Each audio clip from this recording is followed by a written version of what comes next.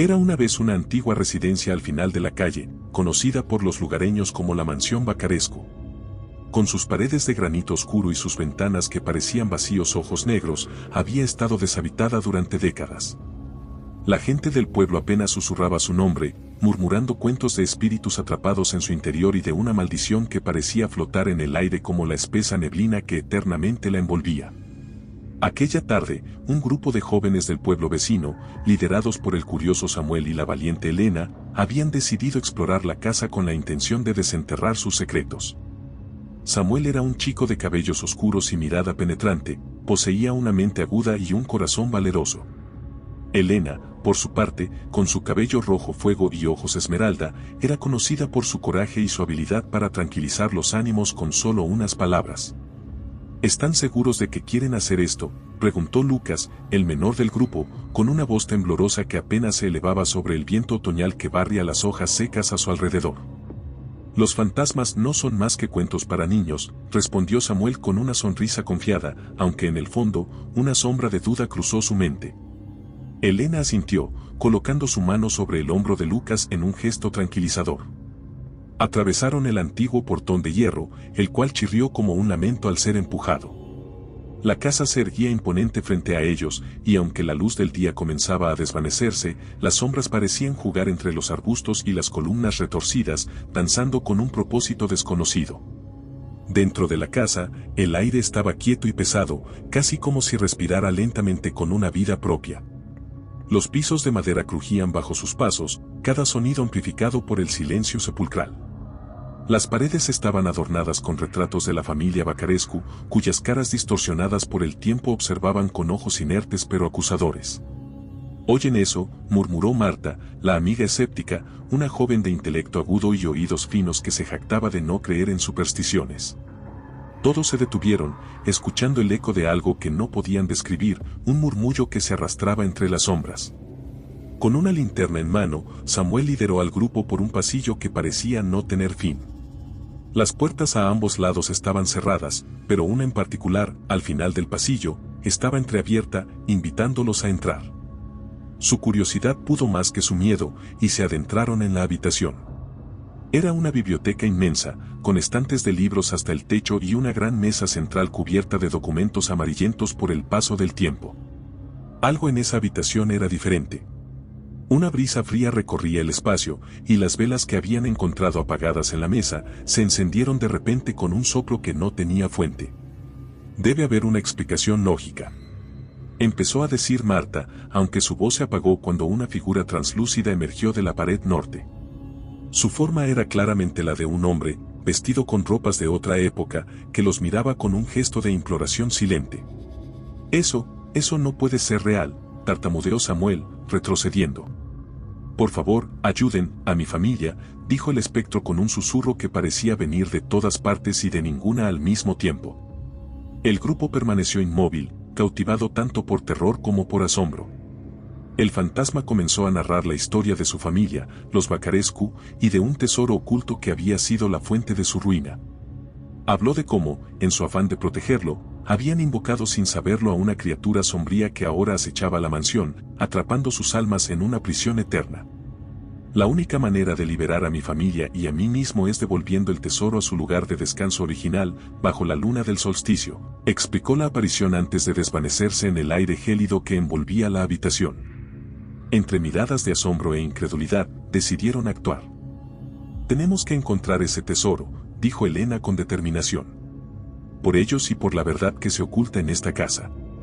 La búsqueda los llevó a descender hacia las entrañas de la mansión, donde los pasadizos secretos crujían con secretos antiguos. Sus linternas iluminaban esporádicamente inscripciones en las paredes que hablaban de advertencias y ceremonias olvidadas.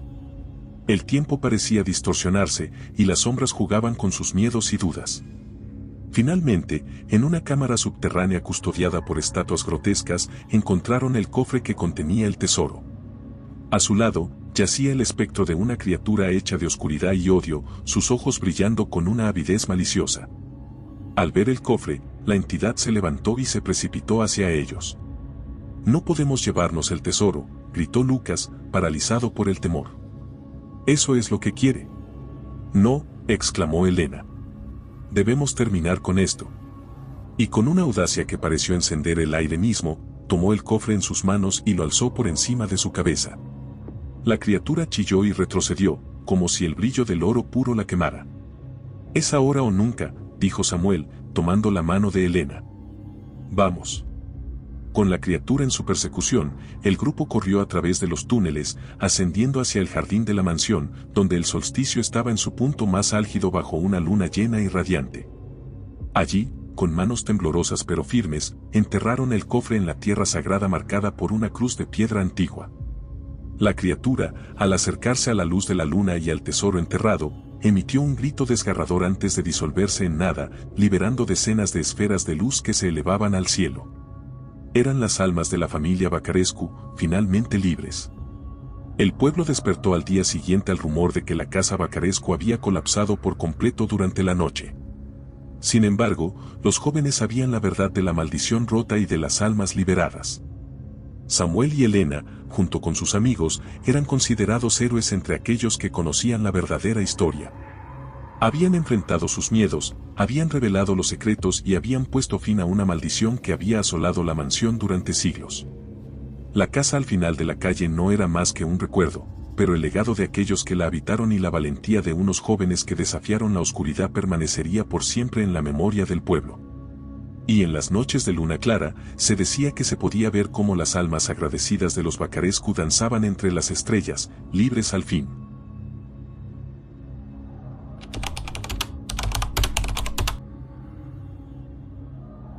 Las campanadas resonaron a lo largo de la villa de Jersale, un poblado pequeño y repleto de historias de antaño. Cada sonido reverberaba entre las antiguas casas de piedra creando una melodía siniestra que solo el viento osaba acompañar. La noche caudalosa invadía cada rincón del lugar, y con ella, una expectación nerviosa por el acontecimiento que estaba por suceder. En el corazón de la villa, el castillo de los Dubrinsky, majestuoso y amenazante, se erguía como guardián de oscuros secretos. Allí, una vez al año, se congregaban almas valientes o insensatas, dispuestas a ocultar su identidad tras máscaras y disfraces para el famoso baile de medianoche. Pero este no era un evento ordinario, pues se decía que al finalizar el baile, al asentarse la última nota musical en los pasillos, una de las máscaras cobraba vida y reclamaba al poseedor de una alma desprevenida. Los protagonistas de nuestra historia, Alain y Elise, hermanos no por sangre pero sí por destino, ignoraban los susurros de los habitantes de la villa y, movidos por la curiosidad, se atrevieron a asistir al baile. Alain, hombre joven de gesto sombrío y ojos tan oscuros como la misma noche, vestía una máscara de cuervo que parecía susurrar secretos que solo él podía escuchar. Por su parte, Elise, de mirada penetrante y cabellos dorados como el trigo maduro, optó por una máscara de mariposa plateada que cubría solo la mitad de su rostro, permitiendo que su sonrisa desafiante fuese su mejor adorno. «Esta noche, hermano, la magia es real y la muerte tan solo una danza más», expresó con voz emocionada mientras reajustaba su máscara. Los pasos de baile comenzaron a dibujarse en el gran salón y la música invadía cada espacio, intensa y cautivadora. Los hermanos no tardaron en dejarse llevar por la euforia, riendo y bailando mientras los demás invitados se inclinaban ante la magnificencia de la música, olvidando por un momento los macabros rumores. Pero fue al dar las 12 campanadas de la medianoche cuando el ambiente cambió. Una fría presencia se sintió en el aire y una voz temblorosa pero clara rezó una maldición ininteligible que resonó en las mentes de todos los presentes. «Ahora, damas y caballeros», anunció el anfitrión con voz teatral, «la verdadera festividad comienza. Una a una, cada máscara mostrará su verdadera esencia. Solo aquellos puros de corazón saldrán inmaculados de esta noche». Los rostros cubiertos se tornaron rígidos, y la música, antes vibrante, se desvaneció en sollozos de violines y lamentos de flautas. Alain, con una sensación de pesadez en el pecho, buscó a Elise con la mirada, solo para encontrar que ella también lo hacía. Sus ojos reflejaban un temor que resonaba con el suyo, el juego había comenzado. Poco a poco, se dio cuenta del cambio en los danzantes. Algunos mostraban deformidades en sus máscaras, otros gritaban pidiendo clemencia. Era como si cada máscara reflejara el alma de quien la llevaba puesta, torturándolos con sus propios demonios internos. «Elise, tenemos que irnos de aquí», Alain gritó, tratando de abrirse paso entre la multitud en pánico. Ella asintió, intentando despojarse de su máscara, pero ésta parecía haberse fusionado con su piel. Entonces, se hizo un silencio. Alain sintió una mano fría sobre su hombro. Girándose abruptamente, su mirada se encontró con unos ojos negros e insondables, rodeados por una máscara de gárgola. La esencia pura se revelará, susurró la figura. La desesperación se apoderó de él y, en un impulso, logró arrancarse la máscara. El dolor fue insoportable, como arrancar una parte de su ser. La figura, sin embargo, se disipó como si nunca hubiera estado allí. Alain miró a su alrededor y, para su alivio, vio que Elise también había conseguido liberarse. Se dirigieron a la salida, esquivando a los otros asistentes atrapados en su pesadilla personal. Afuera, el frío de la noche los golpeó como una bienvenida realidad. Respiraron con dificultad, mientras la atmósfera cargada del castillo se disipaba a sus espaldas. Juntos, corrieron hacia la seguridad de su hogar, dejando el castillo y su maldición en el pasado. Días después, el baile fue apenas un susurro entre los habitantes de Jersale. El castillo y su enigmático anfitrión no volvieron a abrir sus puertas para otro evento y muchos quisieron olvidar aquella noche. Alain y Elise, sin embargo, no olvidaron. Lo vivido les enseñó el valor de enfrentar sus miedos y la importancia de la unión fraternal. No obstante lo oscuro que pueda parecer un desafío, siempre habrá una salida si se encara con coraje y amor.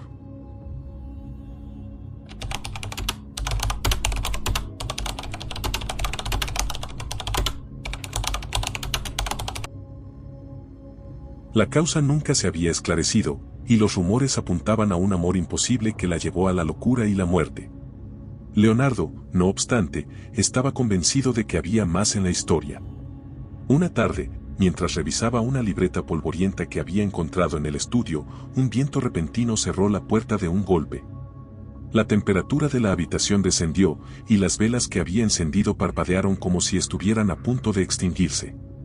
Una figura femenina, velada por la oscuridad y la luz temblorosa, apareció ante él. Era ella, Charlotte, y con una voz quebrada, apenas más que un susurro, dijo, «Ayúdame».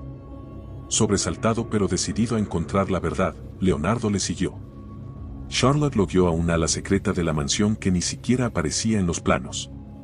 La puerta de una habitación oculta se abrió sin que nadie la tocara, y en su interior, encontraron los restos de un diario y varios objetos personales. Parecía que Charlotte había sido encerrada y su muerte no había sido accidental, sino un oscuro secreto familiar. El diario revelaba una verdad más amarga y cruel que los rumores. Charlotte había estado enamorada de un hombre del pueblo, alguien considerado inadecuado por su familia debido a su clase social. Su padre, temeroso de que el escándalo arruinara aún más el nombre de los Van Reed, decidió encerrarla en la habitación hasta que aceptara romper su relación. Trágicamente, Charlotte nunca cedió, y murió sola, encerrada, con su única compañía siendo la caja de música que su amado le había regalado. Leonardo, movido por el deseo de enmendar la historia y darle paz a Charlotte, decidió investigar más a fondo. Los registros del pueblo confirmaron la existencia del amor secreto de Charlotte y le dieron un nombre, Thomas Waugh. Con ayuda de los registros de la iglesia y testimonios de los ancianos del pueblo, Leonardo descubrió que Thomas aún vivía en una pequeña cabaña en las afueras de Willows Inn. Con la esperanza de encontrar respuestas, Leonardo visitó al anciano Thomas. Era un hombre demacrado por el paso de los años y la melancolía. Al principio, Thomas se mostró reacio a hablar, pero la mención de Charlotte y la caja de música derribó sus barreras. Lágrimas de un dolor largamente reprimido brotaron de sus ojos mientras contaba sobre su amor prohibido y cómo después de la trágica muerte de Charlotte, él había sobrevivido pero nunca había vivido. Aún amaba a Charlotte con todo su ser, y la culpa por no haberla salvado lo atormentaba cada día. Leonardo, compadecido y determinado a hacer lo correcto, le contó todo sobre su encuentro con el espíritu de Charlotte. Thomas, con los ojos encendidos por una mezcla de esperanza y miedo, accedió a acompañar a Leonardo de regreso a la mansión. La noche los recibió con un silencio sepulcral cuando cruzaron el umbral. En el aire flotaba la misma melodía que había atormentado al escritor desde su primera visita. Al llegar a la habitación oculta, Thomas llamó suavemente a Charlotte. Un momento después, su espíritu se materializó, esta vez menos sombrío, como si la presencia del hombre que había amado le infundiese una luz pálida pero cálida. «Charlotte, mi amor», susurró Thomas con voz quebrada, extendiendo una mano temblorosa hacia la aparición, he vivido cada día lamentando no poder haberte salvado. Charlotte se acercó a él y, con un gesto lleno de dulzura, colocó su etérea mano sobre la de Thomas. No fue tu culpa, dijo con una dulzura que hizo que la habitación pareciera más luminosa. Mi corazón siempre ha sido tuyo, y ahora, gracias a Leonardo, podré descansar. Una luz suave y cálida comenzó a crecer alrededor de ellos, envolviendo a Charlotte y Thomas en un abrazo espectral. El espíritu de Charlotte miró una última vez a Leonardo, en sus ojos había gratitud y paz. Lentamente, su figura se disipó, llevándose consigo los años de sombras y maldiciones que habían pesado sobre la mansión Van Reed. Leonardo, testigo de aquel milagro, sintió un alivio y una emoción que nunca había experimentado. En el corazón del pueblo de Willows End se alzaba imponente una mansión que, según los vecinos, había sido testigo de innumerables historias y tragedias. Años atrás, la silueta de su estructura gótica había sido motivo de majestuosidad y orgullo, pero ahora se erigía solitaria, tragada por la maleza y olvidada por el tiempo. La mansión, que pertenecía a la familia Van Reed, se había convertido en un monolito de susurros y leyendas entre los habitantes del pueblo. Decían que aún se podía escuchar la siniestra melodía de una caja de música que pertenecía a la hija del último morador de aquel lugar. Nadie se atrevía a cruzar sus puertas, ni siquiera los adolescentes en busca de emociones fuertes. Eso, hasta que un escritor de renombre, Leonardo Carrington, decidió que aquel sería el escenario perfecto para su próxima novela de terror. Convencido de que solo eran cuentos para asustar a los niños, ingresó en la mansión con el único propósito de encontrar inspiración entre sus polvorientos muros. La primera vez que escuchó la melodía, pensó que el viento estaba jugando con su imaginación. Un sonido delicado y armonioso, una secuencia que se repitió en su cabeza durante toda la noche. Debe ser el eco de alguna fiesta lejana, razonó. Pero no había pueblos cercanos, y el sonido era demasiado claro, como si la fuente estuviera en la misma habitación. Leonardo se aventuró a explorar la mansión armado con su linterna y su libreta de notas. Sus botas resonaban en los viejos suelos de madera y cada paso parecía susurrar secretos sepultados en el polvo de décadas. Mientras ascendía por la escalera caracol, un escalofrío recorrió su columna pues comenzaba a percibir una extraña presencia. Era como si las sombras se movieran ligeramente, esquivando su luz. Fue en el segundo piso, al final de un largo pasillo, donde encontró la caja de música. Era una pieza victoriana, adornada con figuras angelicales y recubrimientos de terciopelo desgastado. A pesar de la capa de polvo que cubría su superficie, la caja de música conservaba una belleza triste y elegante. Al abrirla, un baile de notas musicales flotó en el aire y, en ese preciso momento, una ráfaga helada apagó su linterna, dejándolo a oscuras. Un suave sollozo resonó en la estancia, una voz femenina que parecía lamentar un amor perdido. ¿Quién está ahí?, gritó Leonardo, intentando disimular el temor que vibraba en su voz. El silencio se cerró sobre él, más espeso y opresivo que la oscuridad. Con manos temblorosas, encendió nuevamente la linterna y la habitación volvió a quedar vacía, a excepción de una fotografía antigua que yacía junto a la caja de música. La fotografía mostraba a una joven, su rostro reflejaba una belleza melancólica y sus ojos parecían seguirlo. Era Charlotte Van Reed, la última heredera de la mansión, quien según los rumores había muerto trágicamente en aquel lugar.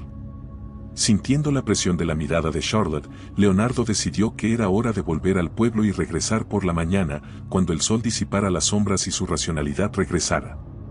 Al llegar a su habitación en la posada, Leonardo descubrió que, a pesar del agotamiento, el sueño estaba lejos de alcanzarle. La melodía de la caja de música continuaba resonando en su cabeza, una y otra vez, impidiéndole descansar. Y lo que era peor, juraría que había visto un fugaz destello de una silueta femenina en el espejo del baño antes de apagar la luz. Decidido a desentrañar el misterio, regresó a la mansión al día siguiente. La luz del día mitigaba el ambiente siniestro, pero no del todo. Cada habitación parecía contener su propio suspiro de recuerdos y añoranza. Leonardo podía sentir el peso de las miradas invisibles observándole mientras se abría paso entre habitaciones en ruinas y retratos descoloridos. Con cada exploración, iba descubriendo que los Van Reed habían sido una familia marcada por la tragedia. La guerra, enfermedades y accidentes habían mermado su linaje, dejando a la joven Charlotte como la última de su estirpe antes de su inexplicable muerte. Thomas, por su parte, parecía haber encontrado finalmente la paz que le había sido esquiva durante décadas. La caja de música, ahora silenciosa, dejó de ser un objeto de dolor para convertirse en un símbolo de amor eterno. La mansión de Willows End se transformó, con el tiempo, en un lugar de leyendas y recuerdos dulces. Leonardo escribió la historia de Charlotte y Thomas y se convirtió en su obra más aclamada. Las puertas de la mansión siempre permanecían abiertas para quien deseara aprender sobre su historia o simplemente sentir la calidez de una caja de música que había superado la tragedia.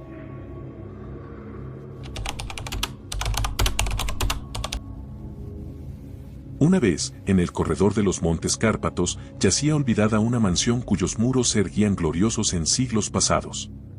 La historia relata que en su interior, una caja de música poseía el oscuro poder de despertar ecos de un sombrío pasado.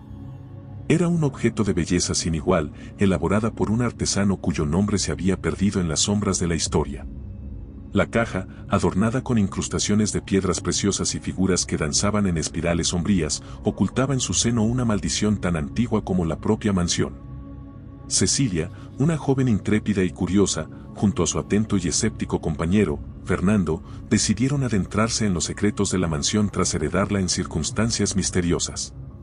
Los lugareños hablaban de susurros que flotaban en el viento y de sombras que parecían danzar al compás de una inaudible melodía. Cecilia, de alma sensible y ojos que reflejaban una rara mezcla de temor y fascinación, sentía la atracción de desentrañar ese enigma.